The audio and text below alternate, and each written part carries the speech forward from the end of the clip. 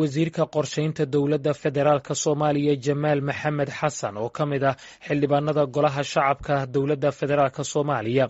oo shalay magaalada Garowe gaaray ayaa ka hadlay arrin uu kala kulmay garoonka diyuuradaha ee Garowe isagoo sheegay in qashqashaad lagu sameeyay isla markaana is-hortaagaasi ay ka dambeeyeen siyaasiyiin. Faadumo Yaasiin Jaamac oo Boosaaso ku sugan ayaa warbixinta socdaalka wasiirka noo soo dirtay.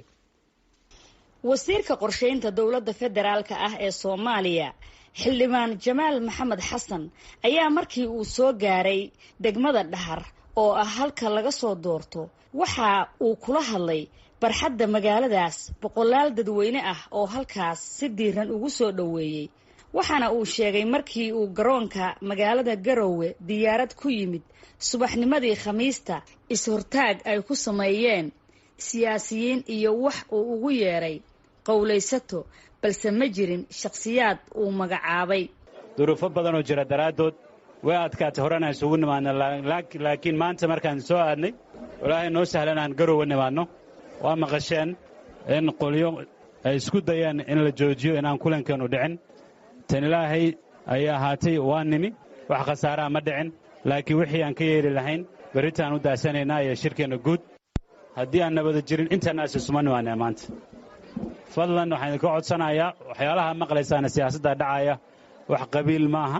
wax reereed maaha waa wax shakhsiyaad iyo siyaasiyiin iyo wataan nabadina ilaashada dadka dariskiina si fiican loo noolaada dadka Soomaaliya oo dad walaala oo wax walba ah oo isdhalay oo ehela inay helnimada iyo wax walba ilaalisan taas muhiim ah waxaan inagu siyaasad ahaan uga tashanayno deegaan ahaan iyo wax qabadkeenana saan sheegay shirkeena guud ee Burito ayaan kaga hadlaynaa hadii la idmo. Suldaan Maxamed Cabdullaahi oo ka hadlayay halka lagu soo dhaweeyay wasiirka ayaa dadweynaha ugu baaqay in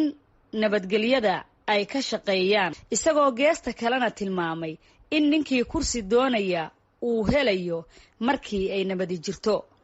nabadgelyo markii la helo ninkii siyaasiga oo kursi doonaya kursigiisa waa suuro gelaya dadweynaha ama shacabka oo horumar doonaya horumarkooda way helayaan qofkii shakhsiga oo dan gaar leh waa helaya laakiin haddii la waayo